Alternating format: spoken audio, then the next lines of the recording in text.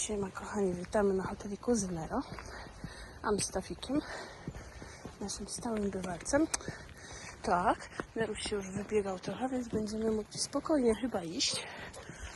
Ała, kurwa, widzicie? To jest z nim spacer jak poligon. Po prostu.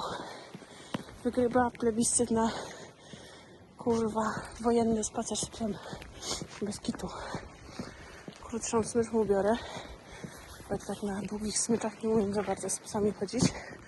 Zwłaszcza jak ciągną. Jakby się tak rozpędził, to masakra. Ale ogólnie jest cudowny. Jak się już tak wylata, wydzikuje, to spacerek z nim już jest fajny. Powiedzmy. Nie no. Bywały gorsze. Chyba. W każdym razie siły ma co niemiara. Cóż, od co Amstafy nie są dla każdego, nie? Wiadomo. Tak jak inne rasy. I już w ogóle myślimy, żeby wiosna przyszła. Imprezy zeszły. Aczkolwiek dzisiejszego dnia jest o wiele lepiej. O wiele cieplej. Nie czuć już takiego tego mrozu okropnego. Więc można bezpiecznie powędrować.